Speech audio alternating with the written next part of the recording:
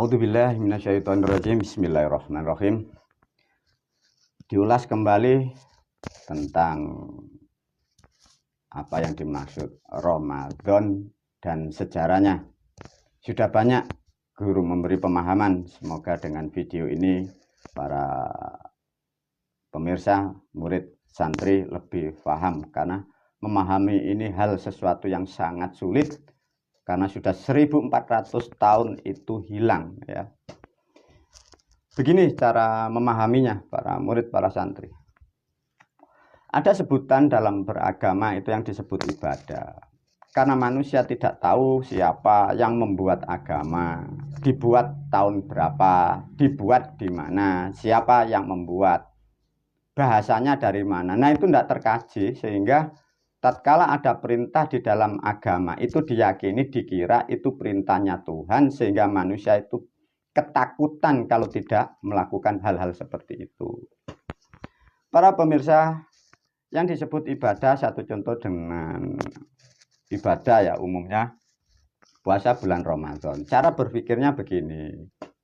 Dalam satu tahun dari kalender di Jawa, kalender Aboge atau kalender Hijriah yang mengambil Aboge, dalam satu tahun ada 12 bulan. Dalam melakukan ibadah, dikatakan ibadah ya. Ibadah puasa Ramadan itu ditempatkan pada bulan urut ke-9. Mengapa ditempatkan di situ? Kalender yang di Hijriah sudah diterangkan guru, itu mengambil dari kalender Aboge yang di Jawa. Di Jawa kalender yang bulan urut ke-9 itu bulan poso. Bukan orangnya disuruh puasa, bukan. Itu nama bulan ke-9, orang dulu nyebutnya poso. Digubah leluhur kita juga, diganti namanya Ramadan. Dibuatlah acara. Nah, acara itu salah, acara itu menjadi perintah. Sedangkan yang dimaksud ibadah atau puasa Ramadan itu kalimat keterangan, bukan kalimat perintah. Sedangkan yang salah sudah 1400 tahun. Dasarnya dari mana guru? Nah, coba diulas bagi yang belum pernah mempelajari guru video ya. Ibadah puasa Ramadan itu dibuka dulu passwordnya bulan keberapa, bulan ke-9. Bulannya dinamakan Ramadan. Roh sudah diterangkan oleh guru, yang dimaksud roh itu bayi. Madon itu dari kata wadon. Dua suku kata atau dua kata diucapkan menjadi Ramadan. Itu loh cara berpikirnya. Karena ini bahasa Jawa kuno, ditulis memakai huruf alif ba ta atau memakai huruf hijriyah atau memakai huruf ejaan, eja dieja. Manusia tidak mengerti karena hurufnya sama dengan orang Arab, dikirain itu dari miliknya orang Arab, bukan. Nah, sudah bisa dicerna. Ramadan bulan ke-9, roh itu bayi, wadon itu ibu. Nah, disitulah maksudnya menerangkan, menggambarkan, memberi kabar bagi manusia. Wahai engkau manusia yang di dunia, Anda dulu di kandungan ibumu 9 bulan. Diganti, dirubah dengan bahasa agama, puasa bulan Ramadan. Lah kesalahannya atau diibaratkan di dalam kandungan tidak makan, tidak minum. Manusia di dunia salah memahami, yang membuat agama salah. Orang dilarang atau disuruh tidak makan, tidak minum. Itu loh para murid, para santri. Bisa dicerna. Lah diterangkan atau diulaskan, diberi gambaran, maka di situ disebutlah Ramadan atau tidak makan, tidak minum di kandungan ibu, itu diartikan wajib. Maksudnya wajib, setiap manusia sebelum lahir di dunia wajib di kandungan. Itu orang-orang terdahulu seperti itu. Artinya yang dimaksud puasa Ramadan itu bukan hanya orang Islam. Ya siapapun manusia, baik orang kafir, orang musyrik, orang bodoh, orang pinter, orang miskin, orang kaya, orang Hindu, orang Buddha, orang Kristen, semua itu wajib di kandungan. Mungkin di era sekarang atau era yang akan datang, kemungkinan manusia itu akan terbentuk atau terwujud. Di era sekarang manusia belum tentu dilahirkan melalui kandungan orang tua. Karena di era sekarang manusia bisa dibentuk dari tabung, dari tempat-tempat yang sudah disiapkan oleh orang-orang sekarang.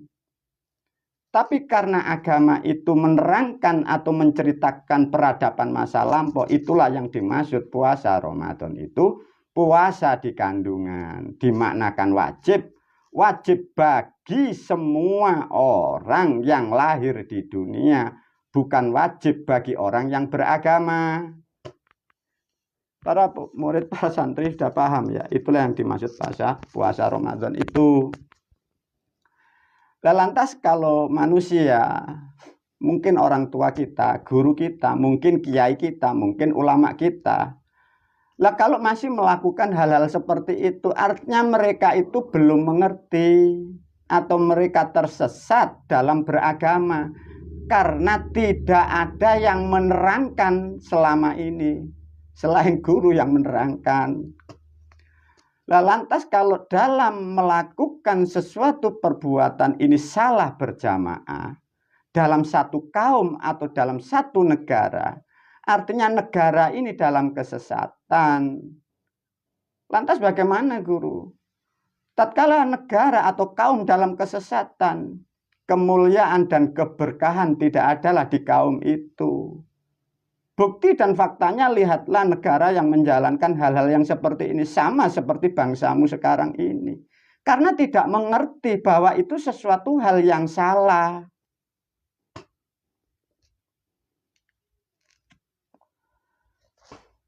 Yang lebih fatal lagi, guru sudah menerangkan sesuatu yang salah dibuat barometer atau rujukan hukum.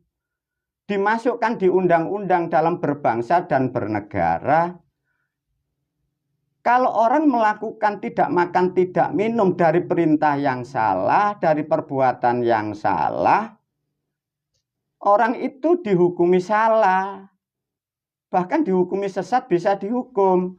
Dan orang-orang lain yang mengganggu dari acara atau ibadah yang salah kaprah, orang lain didenda. Lah ini kan kesalahan yang sangat fatal. Lantas bagaimana bagi para murid, para santri, khususnya pemirsa?